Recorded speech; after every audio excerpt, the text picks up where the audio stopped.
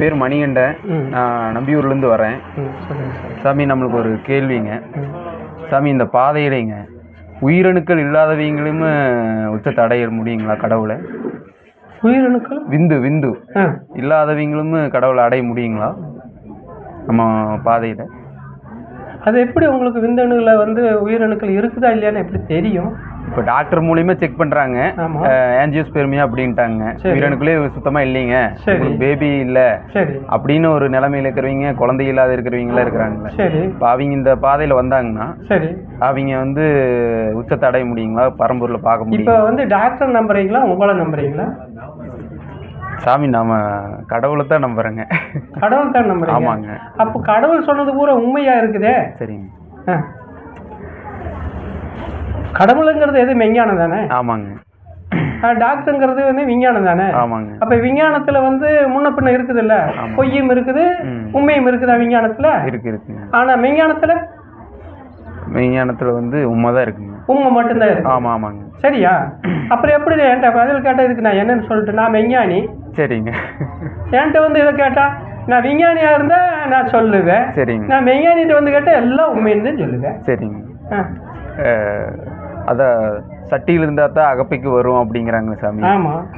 இதுக்கு தாற்பயம் ஏதாச்சும் இருக்குங்களா? நான் கேட்ட கேள்விக்கும் அதுக்குமே இல்ல, அது வந்து சட்டியில இருந்தா இல்ல, சஷ்டியில இருந்தா, முருகனுடைய வழிபாட்டுல இருந்தா அகப்பைக்கு வரும்னு சொன்னாரு. என்ன அகப்பைனா இதுதான். சரிங்க. இந்த உடம்பு தான் அகப்பை. ஓகேங்க. சஷ்டிங்கிறது என்னதான் முருகன். அந்த முருகனுங்கிறது யாருன்னா நம்ம செய்யற இப்ப இந்த தத்துவம் தான் முருகன். சரிங்க. இப்ப நம்ம பாடம் பண்றோமே, இந்த 6 ஆதாரம் தான் முருகன். சரிங்க. அந்த முருகன் தான் ஜஷ்டி. சரிங்க. அந்த சஷ்டி தான் இந்த யோகம். புரியுதுங்களா? ஜஷ்டிங்கிறது, அந்த சஷ்டிங்கிறதே வந்து விரதம் வந்து இப்படிதான் இருக்கு சொன்னாங்களே தவிர, நீங்க காலையில உப்புமா தின்னுட்டு 10 மணிக்கு காபி குடிச்சிட்டு 11 மணிக்கு போண்டா தின்னுட்டு நீங்க இருக்கிறது சஷ்டி கிடையாது. சரிங்க சாமி. சரிங்க. அது சஷ்டி கிடையாது. இப்போ அப்படியே நான் சொன்ன மாதிரி ஒரு நாளைக்கு காலையில் 3 மணிக்கெல்லாம் எழுந்திரிச்சு தினமும் கடைசிக்கு ஒரு மணி நேரமாவது நீ சஷ்டியில் இருக்கணும். நீ சாப்பிடலாம் மட்டன் ஒன்றை தவிர சஷ்டியில். அப்படிலாம் வந்து கொலையை பட்டினி ஒன்றுங்கிற அவசியம் கிடையாது. எந்த கடவுளுமே வந்து நீ சோறு திங்காத என்னை பாடுறான்னு, நீ சோறு திங்காதனால அந்த ஆளுக்கு என்ன ஆக போகுது? அந்த ஆளுக்கு எதாவது ஆகுதா? இல்லைங்க. உங்களுக்கே ஆகு. மயக்கம் வரும், சோறு வரும், கண்ணை கட்டிக்கு. இதெல்லாம் பண்ணுறது யாருக்கு பண்ணு? நம்ம கஞ்சி இல்லாமல் இருக்கிறதுனால. கடவுளுக்கு ஒன்றும் ஆக போகிறதில்ல. நீங்கள் கஞ்சி இல்லாமல் இருக்கிறதுனால சாப்பிட்லாம், நல்லா சாப்பிட்லாம். இப்போ சரி, இதெல்லாம் சொல்கிறீங்களா? நீங்கள் மட்டும் ஏன் சாமி ஒரு நேரம் சாப்பிட்றீங்களா கேட்கக்கூடாது. காரணம் என்னென்னா, அந்த ஒரு நேரம் மட்டும் சாப்பிட்றேன் அப்படின்னா இந்த பாடம் பண்ணுறதுக்கு அந்த சாப்பாடு ஒரு தடையாக இருக்குதுன்னதே சொல்லி நம்ம வந்து அதை குறைச்சிருக்கிறோமே தவிர, எனக்கு 3 நேரம் போட்ட சாப்பிடுவேன். ஆனால் இந்த பாதையில் பயணம் பண்ணுறதுக்கு அது இடையூறுது. புரியுதுங்க. சரிங்களா? அதுக்காகத்தான் நம்ம அதை குறைச்சிருக்கிறேனே தவிர, நானும் விட்டால் 3 நேரம் சாப்பிட்டுட்டு இருந்தவன் தானே. ஏன்னா இப்போ வந்து திடீர்னு இருந்துச்சுன்னா என்னுடைய பயணத்துக்கு அது தடையாக இருக்குது. அதனால நான் அப்படி இருக்கேன்.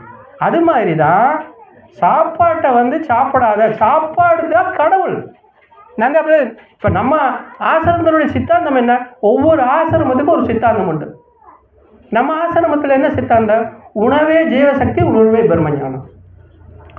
உணவுன்னு ஒன்று இல்லைன்னா இந்த ஜீவன் இல்லை. இந்த ஜீவன் ஒன்று இல்லைன்னா பிராணன் இல்லை.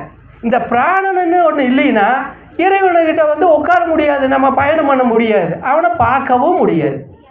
அப்போ இந்த பிராணனை பயன்படுத்தி இந்த யோக பயணத்தில் இந்த பாதையில் நம்ம பயணம் பண்ணும்போது அந்த பிரம்மங்கிறது வந்து இறைவன்.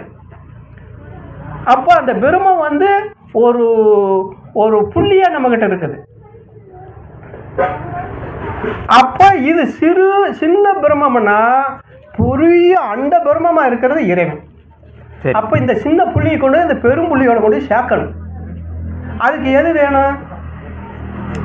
இந்த பிராண சக்தி வேணும். அப்போ நீங்கள் அதோடு சேர்க்கும்போது அந்த பிரம்ம, அந்த இறைவனுடைய ஞானம், அந்த இறைவனுடைய அருள், அந்த இறைவனுடைய பேரருள் நமக்கு கிடைக்கும்.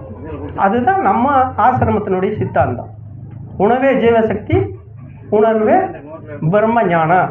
அப்போ இறைவனை பார்க்க முடியுமானா முடியாது, உணர முடியுங்கிறதுக்காக பிரம்ம ஞானம் அப்படின்னு வச்சோம். உணர்வு தான் பிரம்ம ஞானம். அப்போ நீ உணர முடியும், அந்த பிரம்மத்தை பார்க்க முடியாது. பார்க்கணும்னா உனக்குள்ள ஒரு ஒளி வடிவம் இருக்கு, அதை பார்க்கலாம். இறைவனை பார்க்க முடியாது. ஏன்னா இறைவனுக்கு உருவம்னு ஒன்று இல்லை, ஒளி வடிவானது. அந்த ஒளி உனக்குள்ளேயே இருக்குது. அந்த ஒளியை நீ தேடு, அதில் பயணம் பண்ணு. அந்த ஒளியை பார்த்து நீ அதில் பயணம் பண்ணும்போது ஞானம் தானா வரும். ஞானம்ங்கிறது தானா வரும். அந்த ஒளிதான் ஞானம், அந்த ஒளிதான் அறிவு, அந்த ஒளிதான் அன்பு, அந்த ஒளிதான் கடவுள். சரிங்களா? சரிங்க சார். அதைத்தான் இப்படி செஞ்சோன்னா அப்போ உங்களுக்கு சஷ்டி. அப்போ இதெல்லாம் செய்யறது அகப்பில. அப்போ இந்த அகம் இருக்கு இல்லையா, இந்த அகத்துக்குள்ள நீங்கள் என்ன தேடுறீங்களோ அது கிடைக்கும். அகப்பில வரும்னு அப்போ இதுக்குள்ளே வரும். அப்போத்தான் நீங்கள் இதை செஞ்சீங்கன்னா தான் இதுக்குள்ளே வரும்னு சொன்னானே தவிர நம்ம குழம்பு மோந்து ஊற்றுறோமே அந்த அகப்பையல்ல. ஓ சரிங்க சார். சரிங்களா? எல்லாரும் அப்படிதான் நினச்சிருக்கிறோம் இல்லையா? நம்ம குழம்பு மோந்து ஊற்றுறோமோ அந்த அகப்பையல்ல, இந்த அகம் அகப்பை. புரியுதுங்களா சாமி? இதுக்கு இன்னொரு அர்த்தம் உண்டு. இது இந்த ஆன்மீகத்தை வளர்க்குறதுக்கு இது. இந்த சஷ்டியில் நீங்கள் இருந்தீங்க அப்படின்னு சொன்னால் குழந்தையில அகம் இருக்கு இல்லையா, இந்த அதில் இருக்குது பை, கருப்பை. அந்த கருப்பையில் உங்களுக்கு இப்போ கேட்டீங்களே அந்த உயிரணுக்கள் தானாக உருவாகும். உயிரணுக்கள் உருவாகும். உயிரணுக்கள் உருவான என்ன ஆகும்? நீங்கள் கேட்குற குழந்தை பாய்க்கும் கிடைக்கும். அப்போது நீ இதெல்லாம் முறையாக கடைப்பிடிச்சிங்கன்னா அந்த அகப்பையிலையும் உனக்கு குழந்தை உருவாகும், உனக்கு கிடைக்கி. அகப்பைங்கிறது கருப்பை பைக்கு ஒரு பேர் உண்டு. கடவுள் வழிபாட்டுக்கு அது பேருண்டு, கருப்பை பைக்கு அகப்பைன்னு ஒரு பேருண்டு. குழம்பு மோந்து ஊற்றுறோம் அகப்பை அல்ல. சரிங்களா சாமி?